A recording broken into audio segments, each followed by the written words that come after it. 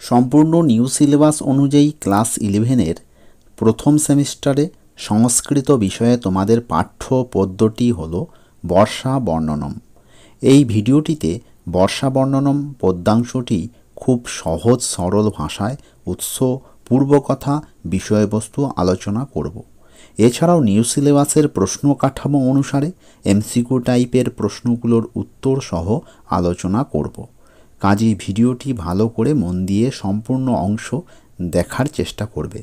যদিও প্রসঙ্গ অনুসারে পদ্যটির বিষয়বস্তুর উল্লেখ করলাম, তবে সিলেবাসের প্রশ্ন কাঠামোর নতুন আপডেটের কথা মাথায় রেখে বর্ষা বর্ণনম পদ্যটির প্রায় সমগ্র অংশই সহজ সরল ভাষায় তোমাদের কাছে উপস্থাপন করার চেষ্টা করব। তোমরা এই ভিডিওটির সম্পূর্ণ অংশ ভালো করে মন দিয়ে শুনলে এই পদ্যটি সম্বন্ধে যেমন স্বচ্ছ ধারণা পাবে, ঠিক তেমনই এখান থেকে পরীক্ষায় আসা প্রশ্নগুলোর উত্তর খুব সহজেই তোমরা করতে পারবে। তোমাদের মনে নিশ্চয়ই প্রশ্ন আসছে, বর্ষা বর্ণনম এর অর্থ বা মানে কি, এটিতে কি আছে বা এটি কোথা থেকে নেওয়া হয়েছে। তাই বলি, বর্ষা বর্ণনম সংস্কৃত শব্দ, এর বাংলা অর্থ বা বাংলা মানে হলো বর্ষা ঋতুর বর্ণনা। এবার যাই এটি কোথা থেকে নেওয়া হয়েছে এই প্রশ্নের উত্তরে বা বর্ষা বর্ণনম এর উৎস আলোচনায়। বর্ষা বর্ণনম পদ্যাংশটি আদিকবি বাল্মীকি রচিত রামায়ণ থেকে নেওয়া হয়েছে। তোমরা সকলেই জানো রামায়ণের 7টি কাণ্ড আছে। এই 7টি কাণ্ড হলো আদিকাণ্ড, অযোধ্যাকাণ্ড, অরণ্যকাণ্ড, কিষ্কিন্ধাকাণ্ড, সুন্দরকাণ্ড, লঙ্কাকাণ্ড এবং উত্তরকাণ্ড। আর তোমাদের পাঠ্য বর্ষা বর্ণনম রামায়ণের কিষ্কিন্ধা কাণ্ড থেকে সংকলিত। এবার যাই বর্ষা বর্ণনম কেন রচনা হলো এবং এই বর্ষা বর্ণনম বা বর্ষা ঋতুর বর্ণনা কে কার কাছে কোন সময়ে করেছে, এই সব প্রশ্নের উত্তর বা বর্ষা বর্ণনমের পূর্বকথা আলোচনা পর্বে।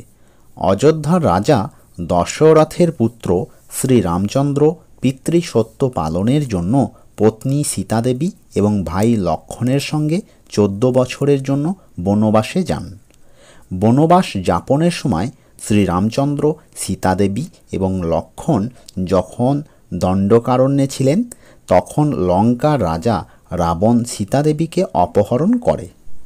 এরপর শ্রীরামচন্দ্র এবং লক্ষ্মণ সীতা অন্বেষণে বেরিয়ে পড়ে বা সীতাদেবীকে খুঁজতে শুরু করে। তারা বিভিন্ন জায়গায় সীতাদেবীকে খোঁজার পর একসময় ঋষ্যমুখ পর্বতে উপস্থিত হন। এখানে রাজ্যভ্রষ্ট সুগ্রীবের সাথে তাদের দেখা হয় এবং বন্ধুত্বও হয়। এরপর বানররাজ বালিকে বধ করে শ্রীরামচন্দ্র সুগ্রীবকে বানর রাজ্যে অভিষিক্ত করলেন। সুগ্রীবের কথা মতো এবার সীতাদেবীর অন্বেষণ শুরু হয়। কিন্তু এই সময় শুরু হয় ঘোর বর্ষা, আর বর্ষাকাল শেষ না হওয়া পর্যন্ত শ্রীরামচন্দ্র ও লক্ষ্মণ মাল্যবান পর্বতে অপেক্ষা করতে থাকে। এই অংশটি কিষ্কিন্ধাকাণ্ডের 28 সর্গে নিবদ্ধ। এই অংশেই শ্রীরামচন্দ্র বর্ষা ঋতুর প্রভাব ও প্রকৃতির পরিবর্তন লক্ষ্মণের কাছে বর্ণনা করেছেন। প্রকৃতপক্ষে এই বর্ণনা আদিকবি বাল্মীকির এক অনবদ্য সৃষ্টি। এবার যাব বর্ষা বর্ণনম মূল পাঠ্যের বিষয়বস্তু আলোচনা পর্বে। যারা চ্যানেলে নতুন, তারা নতুন সিলেবাস অনুযায়ী ক্লাস 11 এবং ক্লাস 12-এর প্রত্যেক সেমিস্টারের সংস্কৃত সহ বিভিন্ন বিষয়ের কমনযোগ্য সাজেশন, প্রশ্নোত্তর আর সিলেবাস সংক্রান্ত বিভিন্ন খবর সবার প্রথম পাওয়ার জন্য চ্যানেলটিকে এখনই সাবস্ক্রাইব করে চ্যানেলটির পাশে থাকো। সমস্ত ভিডিও পাওয়ার জন্য নোটিফিকেশন বেল অল করে রেখো। এই ভিডিওটিতে দেওয়া গুরুত্বপূর্ণ প্রশ্ন এবং উত্তরগুলো থেকে যাতে তোমার বন্ধুরা এবং আরও অনেকে উপকৃত হয়, তাই তোমাদের বন্ধুদের মধ্যে বা তোমাদের বিভিন্ন গ্রুপে এই ভিডিওটি মনে করে শেয়ার করে দিও। আর ভিডিওটি ভালো লাগলে অবশ্যই একটা লাইক করে দিও। এবার আসি তোমাদের পাঠ্যপদ্য বর্ষা বর্ণনমের বিষয় সংক্ষেপের আলোচনা পর্বে। রামচন্দ্র লক্ষ্মণকে বর্ষার জন্য প্রকৃতিতে যেসব পরিবর্তন ঘটছে বর্ষার ফলে প্রকৃতিতে যে সৌন্দর্য সৃষ্টি হয়েছে তা দেখার জন্য নির্দেশ দিয়ে বলেছেন, এই সেই সময় বা ঋতু, এখন বৃষ্টি আরম্ভের সময়। লক্ষ্মণকে রামচন্দ্র বলেছেন, দেখো পাহাড়ের আকৃতি বিশিষ্ট মেঘগুলির দ্বারা আকাশ ঢেকে গেছে। মেঘের ছোঁয়ায় বর্ষাকালের বাতাস কর্পূর খণ্ডের মতো শীতল হয়েছে এবং সেই বাতাস অনেক আরামদায়ক। এখন গ্রীষ্মের প্রচণ্ড গরম চলে গেছে। আবার গ্রীষ্মকালে রাস্তায় যে ধুলোর সৃষ্টি হয়েছিল তা আর দেখা যাচ্ছে না। যেহেতু বর্ষা ঋতুর আগমন ঘটেছে, তাই রাজারা যুদ্ধযাত্রা বন্ধ করে দিয়েছেন। প্রবাসীরা নিজের স্থানে বা স্বদেশে ফিরে আসছে। এই সময় আকাশের মেঘগুলি এমনভাবে আছে যে তাদের দেখে মনে হচ্ছে পর্বত দিয়ে ঘেরা যেন এক শান্ত গম্ভীর সমুদ্র। এই সময় পাহাড়ি নদীগুলির জলে শাল ও কদম ফুল মিশেছে। এই নদীগুলির জল পাহাড়ের ধাতুর সংস্পর্শে তামাটে রং ধারণ করেছে। পাহাড়ি নদীগুলি শাল ও কদম ফুল নিয়ে তামাটে বা তাম্র রং ধারণ করে খুব দ্রুত গতিতে বয়ে যাচ্ছে। আর এ কথাটি তোমরা নিশ্চয়ই জানো যে বর্ষা ঋতুতে বৃষ্টির জলের ফলে নদীর জলও বেড়ে যায়, আর তার ফলে নদী খুবই দ্রুত গতিতে বয়ে চলে। এখানে এ কথাই বলা হয়েছে। তোমাদের পাঠ্যাংশ অনুসারে পাহাড়ি নদীগুলি যখন খুব দ্রুত গতিতে বয়ে যাচ্ছে, তখন নদীর তীরে ময়ূরেরা ডাকছে। এই সময় মানুষেরা ভ্রমর যেমন কৃষ্ণবর্ণ হয়, তেমনি কৃষ্ণবর্ণের রসে পরিপূর্ণ অনেক জাম ফল খাচ্ছে। বিভিন্ন রঙের পাকা আমগুলি বাতাসের আঘাতে গাছ থেকে মাটিতে পড়ছে।